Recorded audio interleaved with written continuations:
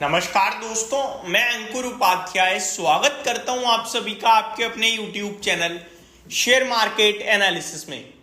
दोस्तों, कल मैंने एक वीडियो बनाई थी आईटी स्टॉक्स पे, जिसमें मेरे पास एक कमेंट आया था बहुत इंटरेस्टिंग कि आप हमेशा लार्ज कैप आईटी के बारे में ही क्यों बात करते हो, स्मॉल कैप और मिड कैप आईटी स्टॉक्स के बारे में क्यों नहीं बात करते। लाइक केस सॉल्व्स इंडिया और दो चार उन्होंने एग्जांपल्स दिए थे।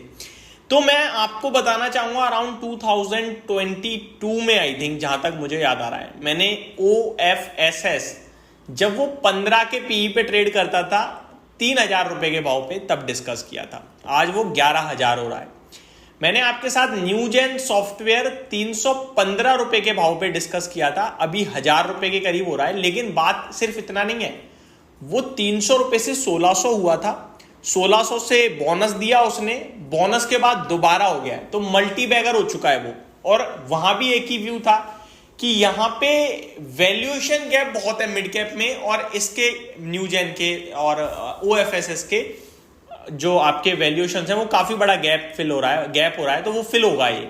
वो फिल हुआ, अर्निंग्स बढ़ी, तो मल्टी बैगर बन गए 2-3 साल में। और आपने जो एग्जांपल्स दिए ना, उनमें हम लोग एक चीज नोटिस करते हैं। देखो, मिड कैप और स्मॉल कैप बहुत बड़ा क्षेत्र होता है। मैं ये आपको बताना चाहता हूं, कोई भी सेक्टर, कोई भी थीम हो, उसका मिड कैप और स्मॉल कैप एक बहुत बड़ा क्षेत्र होता है, और लार्ज कैप बहुत छोटा होता है।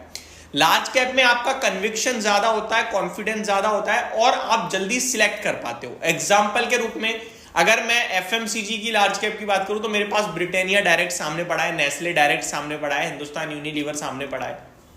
अब मेरे को इन 4-5 में से कुछ स्टॉक चुनने हैं, मैं तुरंत चुन लूंगा। वहीं अगर मैं मिड कैप स्मॉल कैप की बात करूं, तो मेरे लिए न जाने कितने स्टॉक सामने आ जाएंगे। ठीक है, फिर मेरे लिए सिलेक्ट करना बहुत मुश्किल होगा, चुनना बहुत मुश्किल होगा। सही चुन लिया तो बहुत बड़ा पैसा भी बना लूंगा मैं, और अगर गिर गया वो मेरे लेने के बाद, तो मेरा कॉन्फिडेंस भी नहीं होगा। लेकिन क्या ब्रिटानिया का शेयर गिरने पे मेरा कॉन्फिडेंस लूज होगा? नहीं होगा। मुझे पता है आज नहीं तो कल वापस करेगा। जब सेम फार्मा में मैं सिप्ला उठा लूंगा, एबॉट इंडिया उठा लूंगा, मेरे को लाइफ लॉन्ग भरोसा रहेगा गिरने के बाद दोबारा ऊपर आ जाएगी, कंपनी बहुत दमदार है। लेकिन मैं मिड कैप स्मॉल कैप में चला गया तो मेरे पास हजारों शेयर्स आ जाएंगे, मैं क्या चुनूं क्या ना चुनूं समझ में नहीं आएगा। और चुनने के बाद अगर गिर गया तो खत्म पैसा, ऐसा लगेगा कि गलत जगह चला गया यार मैं। सेम चीज है, लार्ज कैप आपको चुनना आसान रहता है। जब आप किसी और को शेयर कर रहे होते हो, तो आप ऐसी चीज शेयर करते हो कि गिरावट में आप उसे कॉन्फिडेंस दे पाओ, तो वो मैं आपके साथ डिस्कस करता हूं। लेकिन अभी मैं आप सभी के साथ एक ऐसी मिड कैप कंपनी डिस्कस करने जा रहा हूं, आप ही के सजेशन के बाद। ऊपर से इसमें कॉर्पोरेट एक्शन भी हो गया, तो फिर एक अच्छी बात है, जो काफी दमदार है फाइनेंशियली, फंडामेंटल वाइज, और आप सभी अच्छे से भी जानते हैं। स्टॉक का नाम है ईक्लर्क्स सर्विसेज। ये वो स्टॉक है दोस्तों जिसने 2,000 रुपए पे 3,000 रुपए के भाव पे बायबैक किया था। आज की डेट में 2,500 रुपए का भाव है, और कंपनी ने फिर से बायबैक अनाउंस कराया, और कंपनी ने बायबैक अनाउंस कराया 2,800 रुपए के भाव पे। बायबैक हालांकि ये ज्यादा बड़ा नहीं दिख रहा है, छोटा ही है। 13,75,000 इक्विटी शेयर्स खरीदे जाएंगे 2,800 रुपए के भाव पे। Totalling amount 3,850 million rupees. तो ये कंपनी की तरफ से डिटेल है, यानी कि 2,500 रुपए का शेयर कंपनी खुद 2,800 पे लेगी। जब कंपनी का 2,100-2,200 रुपए का भाव था, तो कंपनी ने एक बार और 3,000 रुपए करीब बायबैक किया था। कंपनी रिसेंटली काफी बार बायबैक कर चुकी है।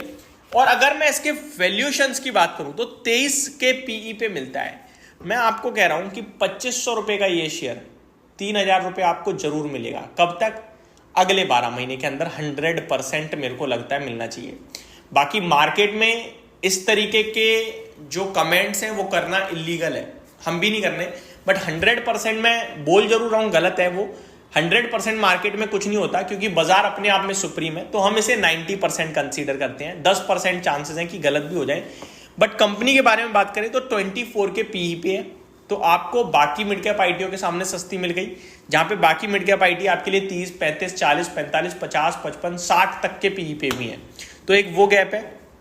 दूसरा, अगर फाइनेंशियल्स देखूं तो मैं देख पा रहा हूं रिटर्न ऑन इक्विटी 29.8% की है। लास्ट FY22 के फाइनेंशियल ईयर में 27% की थी, तो बढ़ रही है।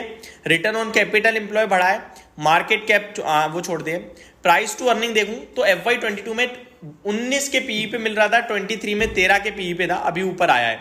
तो ये सारी चीजें भी दर्शा रही हैं कि कंपनी में ग्रोथ है, बहुत अच्छी आ सकती है। अर्निंग पर शेयर भी आपका अच्छा बढ़ रहा है, कोई दिक्कत वाली बात नहीं है। तो मेरे हिसाब से ईक्लर्क्स सर्विसेज 2,500 रुपए का भाव है, 3,000 रुपए 20% होता है। एक रीजनेबल रिटर्न्स की उम्मीद करते हुए हम इसमें पोजीशन कैरी कर सकते हैं। इसके लिए मैं आपको एक स्टॉप लॉस भी दूंगा, क्योंकि 10% लॉस के चांसेस भी हैं, तो भैया कहां पे निकलना है ये तो पता होना चाहिए। 2100 का दोस्तों स्टॉप लॉस है, यानी कि 400 रुपए नीचे का, ये भी 20% के करीब ही हो गया। बट हम 3000 से ऊपर जाते हुए भी देख लें इस शेयर को तो कोई बड़ी बात नहीं है। तो एक ईक्लर्क सर्विसेज का स्टॉक है जिसने आज नहीं कल मींस एक अपडेट दी है बायबैक की, और स्टॉक भी अच्छा लगता है, तो यहाँ भी आप फोकस कर सकते हैं एज अ इन्वेस्टमेंट। होप आपको सारी चीजें समझ में आई होंगी। Thank you so much for watching this video. Have a great day guys.